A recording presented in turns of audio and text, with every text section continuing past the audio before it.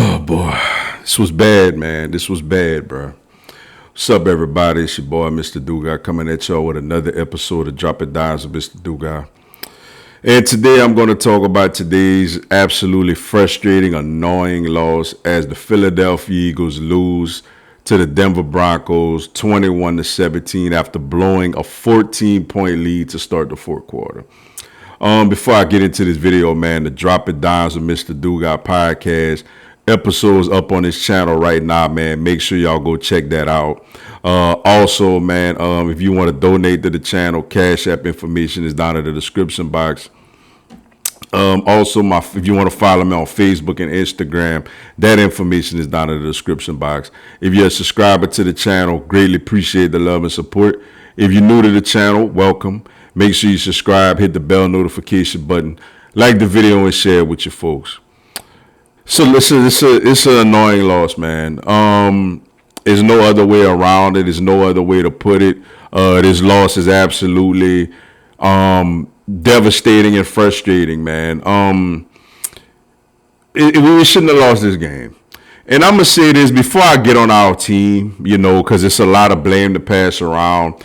I thought the officiating crew was absolutely horrendous today.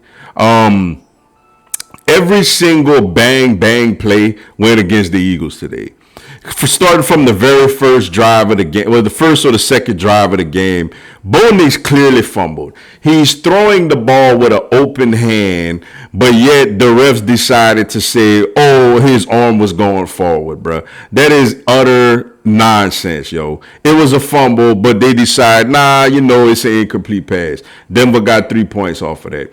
Jahan Dotson had a bang play on the sideline where when the ball got in his arms, his toe was on the ground, but then the other foot hit the ground. But it's bang, but they decided to overturn it. It's an incomplete pass. Then we grabbed Bo Nix on the third down, swinging them to the ground, and it's like you intended to throw the ball to Troutman. Troutman is way on the sideline. He throws the ball inside the hash. They throw intentional ground and flag him at first, and then they get amongst themselves and decide it's not an intentional grounding. They don't even announce it to the stadium. Like, they get amongst themselves, it's not intentional grounding. Let's just pick the flag up. Like, come on, bro. Like that's nonsense, bro, and that's absolute garbage. And then the Zach Bond unnecessary roughing was nonsense. RJ Harvey still fighting for yardage. The first down right there, he comes in to try to stop him, and then now that one is bang, but they did pull Dallas Goedert on that second to last play. That could have been called for interference. Now, granted, would I have called the flag on that? I wouldn't have. But you could have. But you called other nonsense. Like, if you gonna call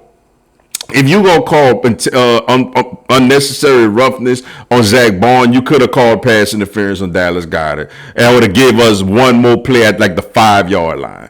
But, here or there, it is what it is. But look, we got to pass a lot of blame to ourselves, yo. Offensively, and look, I went live for this game. I live streamed this game. And shout out to my followers, man. Love y'all. Y'all was telling me, look, this offense is trash. It's like I didn't want to hear it because we had a 14-point lead. I'm going to just keep it real, and I'm going to be honest. I didn't want to hear it because we had a 14-point lead. And then it came back to bite us, yo. Saquon probably had, 8 carries this whole game. Look, I was not a fan of us hiring Kevin Patullo because this does remind me of 2023 whenever Shane Steichen took the Indianapolis coach job and we promoted with Brian Johnson. It ended up being a disaster. And then we went out there last year and got a professional offensive coordinator with Kellen Moore, who's now with the New Orleans Saints, and we went back the same route. Let's hire within. And I understand it, but at the same time, bro, like, we got a team that is that's moves you make when you're a young up and coming team. When you're a Super Bowl team, you need experience in the building. Like, you don't go out there and you guys like this who haven't established themselves as play callers, they need to start at the bottom. Like, if he was with the New Orleans Saints or the New York Jets or the Giants or somebody like that, I get it. But when you have a Super Bowl ready team, you go out there and you find the best offensive coordinator candidate that there is. Now, granted, it is what it is. He's going to be the guy the rest of the year. So we just got to hope that he continues to evolve and get better. But at the same time, I wasn't a fan of the hire when we made the hire. And he has to answer some questions, man. Everything seems so basic. It's like we want to out-talent people. Like, we got more talent than you, so let's out-talent you. And the game plan just sucked. Like, we had a 14-point lead and it sucked. And then defensively, the defense was outstanding all game until the very end of the game, man. I mean, look, we love Quinyon Mitchell and he's great, and I love that he's our number one corner. Let's be honest, in the fourth quarter, Cortland Sutton was giving him that work. Cortland Sutton was giving Quinyon Mitchell that work in the fourth quarter. Keely Ringo, who damn near had us feeling like we don't need to add another corner. Keely may be coming around, and then in the fourth quarter, he got. I mean, ain't nothing more disappointing and frustrating and upsetting than it's a 16-17 game. Denver scores a touchdown, and they say, nah, we're not kicking the extra point to tie the game. They actually went for two because they were so confident that they could convert that play against Keely Ringo. Man, that absolutely took our manhood right there. Like, coaches don't do, but that's how much confidence that they had. Like, bruh, this dude can't cover this player with this particular route. We're gonna call this right now, and it worked, and it absolutely worked, man. Look. We're still the best team in the division. We're still up top, tied for the top team in the conference. But we got to figure some things out, man. Now we all 4-1. I'm sure at the start of the season we all would have took 4-1, considering all the teams that we played against. An AFC loss is better than an NFC loss when you're talking about tiebreaker scenarios and all that stuff. But at the same time, you had a 14-point lead in the fourth quarter. It's an inexcusable loss, man. And the good thing about it, it's a short week. We go to MetLife Stadium to play the lowly Giants on Thursday night.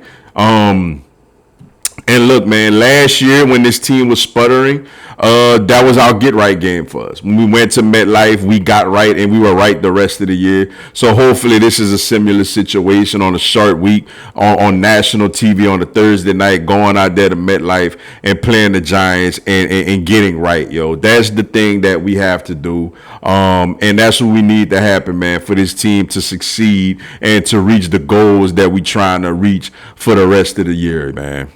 It's a very disappointing and annoying loss that's going to sit with us. But the good thing is it's only going to sit with us for a couple of days before we go to MetLife Stadium. But I can't forget, man. Let me tip my hat to the Denver Broncos also. Let me not do that because, look, they show great. They're a good team. I said it all week long. That's a good football team. They show great resilience by being down 14 and not giving up. They got a good coach. They got a solid quarterback that's continuing to develop, and they got a lot of talent on both sides of the ball. So I do want to tip my hat to the Denver Broncos, man.